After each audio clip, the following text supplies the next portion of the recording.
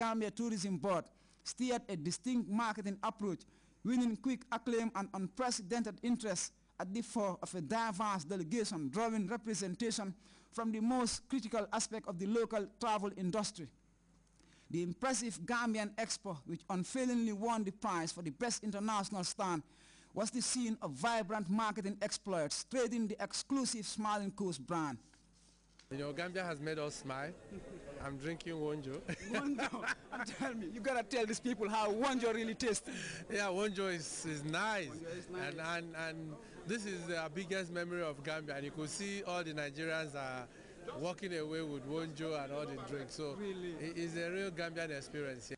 And yet the Akwaba might have been a fairly ordinary affair without the Gambian input. The second day of the travel festival celebrated the Gambia Day, an extraordinarily beautiful occasion showcasing the unmissable attributes of the Smiling Coast, actually brought smiles for all who witnessed what was generally approved as the most eye-catching and memorable highlight of this year's Akwaba. Last year, I spoke about the efforts of the Gambia Tourism Board and stakeholders, what they are doing to develop regional tourism and appeal to all in our region, especially our sub-region, to work together to promote regional tourism. Gambian emissary to Nigeria, Angela Koli Iheme, was the auspicious host of the day, which attracted scores of dignitaries and travel gurus, including the spirited Chief Otumba, chairman of the Nigeria Tourism Development Corporation. We're happy to celebrate with the Gambians and to reassure the Gambians that we'll continue to work together. Celebrations of the Nigeria Day followed next, giving the event unforeseen dimension when Gambian officials were again invited to outline the pleasant delights of the Smiling Coast. The occasion gave essence to a momentous partnership between Africa's smallest and biggest destination, fusing energies to advance tourism. It just goes to show how, you know, Gambians really work hard in whatever they do and try to excel in whatever they're involved in. So we're very much proud. We were here, we represented the Gambia. You know, this is a milestone for the entire country to come to Nigeria and showcase what the Gambia has to offer and nominate as the best international stand. It means a lot. It means that we have really penetrated or sent the message that we wanted to send to the Nigerian market. That's the conclusion of a significant convergence, bringing together the entire travel and tourism sector, moving to advance the cause of tourism in this sub-region. The 8th edition of the Akwaba Travel Market has been adjourned temporarily. Delegates will be going home, but one destination will remain etched on their mind. It's the Smiling Coast, providing breaks with your name outlined in bold terms. The Gambia won the award for the best international stand through a significant marketing approach, selling the brand of the Smiling Coast. Ibrahim Ajata, GRTS, Lagos.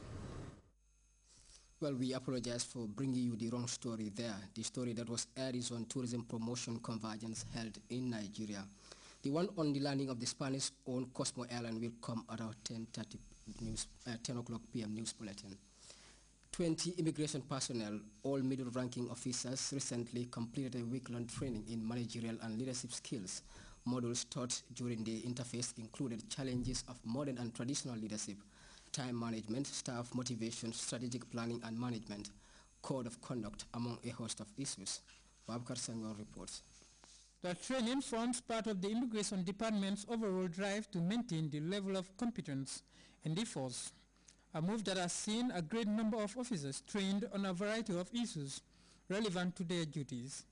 This particular training is meant to equip middle-ranking officers on issues relating to modern and traditional leadership, time management skills, staff motivation, strategic planning and management, among a host of other key programs. The Management Development Institute has built a successful partnership with the Immigration Department, and the Institute has provided the instructors for this round of training. The message from the officials has been one of a familiar call. It is for the beneficiaries to make good use of the valuable models learned from the program, particularly in their line of duties. Capacity building, as I said earlier on, is part and parcel of our agenda. And then don't stop here.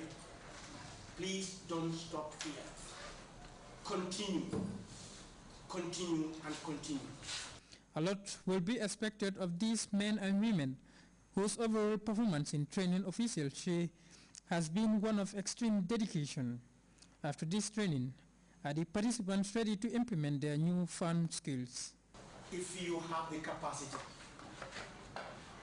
Remember I said before, the employer always expects a lot from employee. But the question now is, do you have the capacity to deliver? If you have a capacity to deliver and you don't deliver, it's your responsibility. But if you are ready to deliver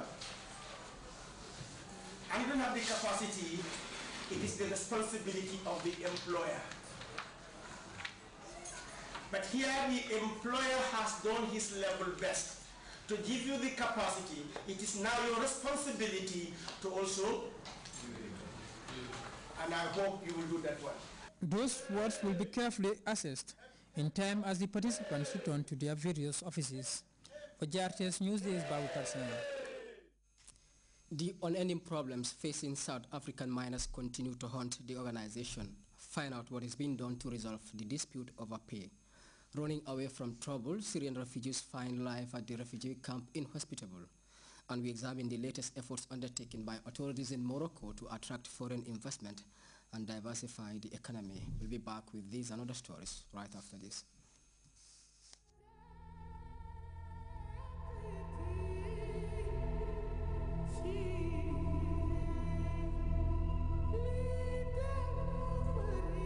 It is a story of a land, of a people, where communication has been our song, our drumbeat. We sing with hearts full of joy. We dream of a better future, one that is upon us now. This is who we are. We are close to the heart of the world. We are as old as time. The soul of man began with us.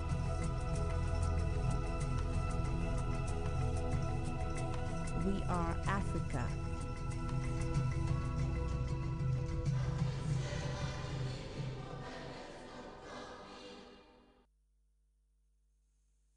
Welcome back. Over 30,000 Syrian refugees are living in squalid conditions in camps in Lebanon after fleeing fighting between government and rebel forces. The refugees, who are mostly women and children, are being cared for by UNICEF, which is providing food and water. But as we hear in this report, most of the refugees are complaining that life back home is far better than conditions in the camp. This is Lebanon's Bekaa region, and beyond those mountains, war is raging in Syria. Around 30,000 Syrian refugees currently live here, having fled the violence in their home country. In the Arsal village, Aboud Mustafa has built a wooden shack to house a Syrian family of 5. Aboud already had to care for his family of 19. Now all 24 people live here and share one rudimentary toilet.